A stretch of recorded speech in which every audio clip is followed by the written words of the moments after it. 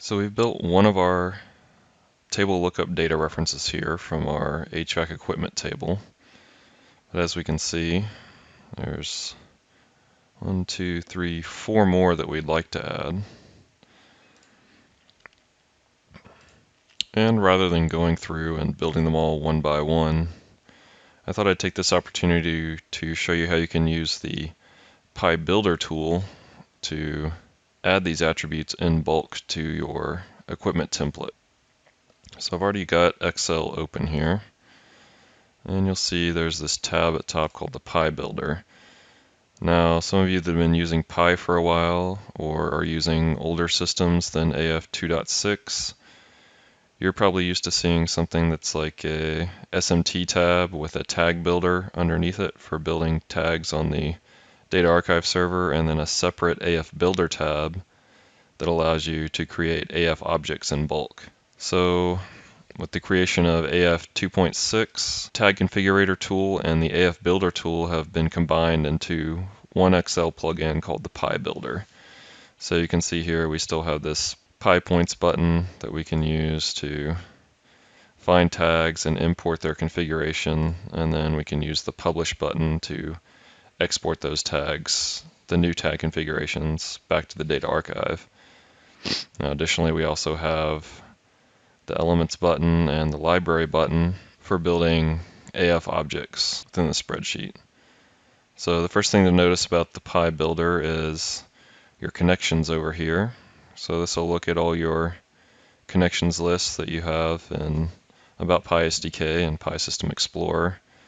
And you can choose which PyData archive server you want to look at for tags, and which AF server and AF database you want to look at. So here my server and database are already correct. So now I want to look up this equipment template, and I want to pull in this attribute so I can see what its configuration is, and then I can use that as a basis for configuring the other 4 attributes. So let's go ahead, and we want to look at a library object. If you remember correctly, all of my templates here are located in the library. So when I go into the PyBuilder, I want to use this library button to find my template information. So here I'll go down to templates and I'll do find templates.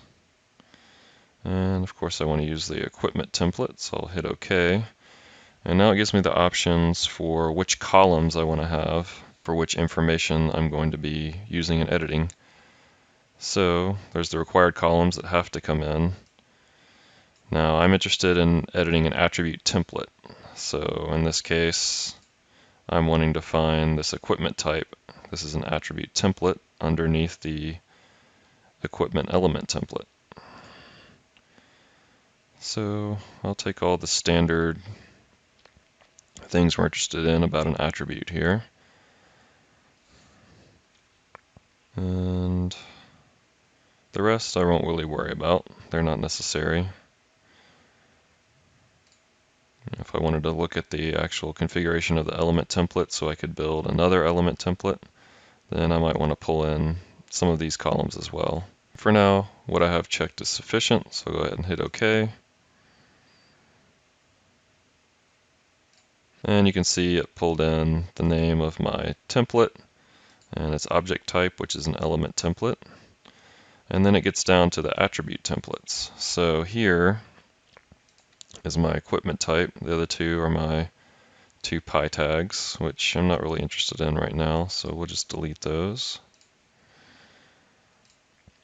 Now the other thing that would be handy would be those column names from our equipment table. So I'm going to go in here, this HVAC, go to the define table, and I'll just copy this. The Control C, and I'll make a new sheet, and Control V, and so now I have my column names along with their data type, which is going to be very handy here in a minute. So you see we already have equipment type, Now I'll just go ahead and copy everything in this row, and then just make 4 more for my other attribute templates. So I've already got the type. The other ones I'm going to want are these 4. So I can copy and paste those here. Now I want to use a little better description for my attributes in AF. So I'll make this equipment code, and we'll make this installation date, and manufacturer and serial number are okay. So let's keep moving over to the right. We need to have the correct attribute type. So we can copy that directly from here and paste that. And continuing over, we definitely want to stick with table lookup data reference. Now we have our select statements. So really the only thing we need to change here is this second word. So what I'll do is just copy these column names that are from our table, and I'll just stick them here for reference.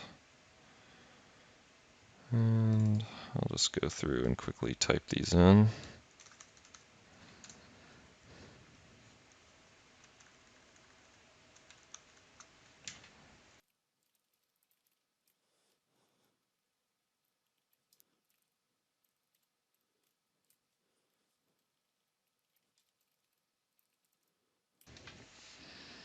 All right, just delete that. So now you can see what I've done is I've just reused this select statement and just changed the column from the table that we're going to be looking under. The rest of it can stay intact. We want to use the same table, and we want to use the same where clause. We want the name of our element to match the name in the table. Oh, before I move on, just notice something here. You see how this table name HVAC equipment is in brackets? That's because there's a space in the name, and this is particular to SQL syntax. Whenever you write a SQL query, if you have a name with a space in it, it needs to be enclosed in brackets. So I'm going to need to go in here and fix these column names for serial number and install date so that our SQL query will work correctly.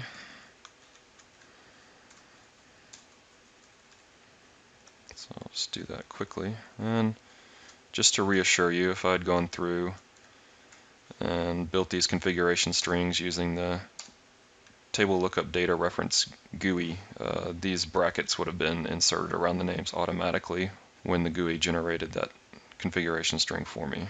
So everything looks good now, and we'll go ahead and move on. And so we have everything defined in these 4 rows for our 4 new attribute templates. Now these 2 I don't want to change, so I'll just delete the X in the selected column. And the last thing left to do is publish our new attributes back to the database. So we'll use the publish button. It's set to create only, which is good. We want to create these new ones. We wouldn't want to edit anything that's already pre-existing. Okay, and it runs through. Looks like it's processed those and told us that the action is complete.